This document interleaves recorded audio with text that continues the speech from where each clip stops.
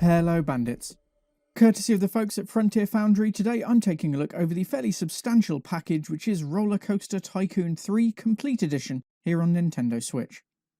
RollerCoaster Tycoon 3 first released way back when, and yes, today we're covering yet another retro title re-releasing in the here and now.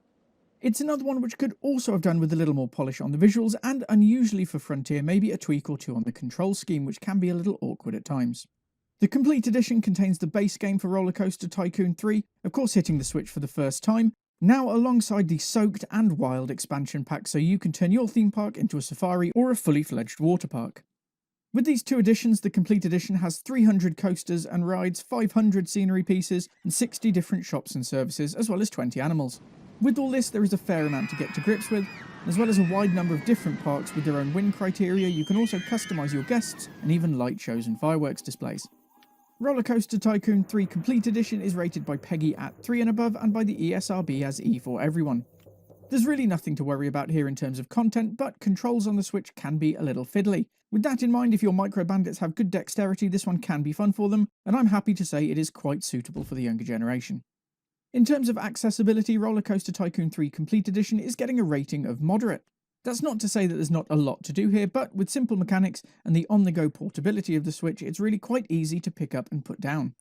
You can spend time micromanaging the research budgets, and you'll have to spend a little time ensuring that your staff are well trained and working hard and in the right areas. But I found that it's a decent one to fill a few minutes, rather than having to devote hours to it in order to enjoy. And when that's stacked up, onto the rundown. Visuals fair. While the menus are slick and look great, I'd have liked to see a bit more work go into bringing the in-game visuals on this one up to date.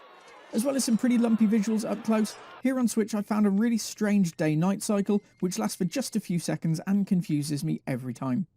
Audio good.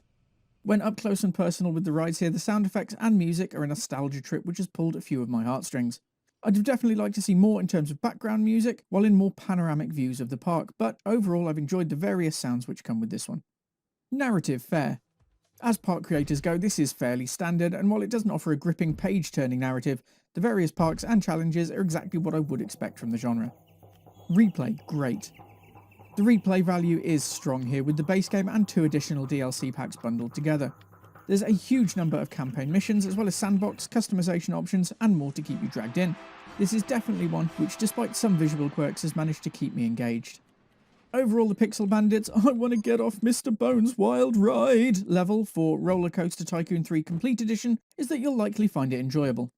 It is important to remember when coming into this one that, while it is a complete edition, it is for a 16-year-old title.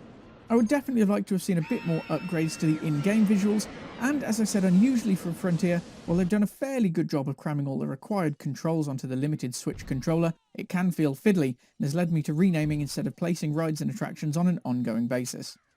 While it's not perfect though, it is another one which I have had fun with overall. There is a lot to get involved with and plenty to build and customise. Bringing it on the go with the Switch is a great touch, and it's got a decent price point for budget-conscious gamers. It doesn't tick absolutely all of my boxes, but if you're a fan of the original or just park builders in general, it is definitely worth a look.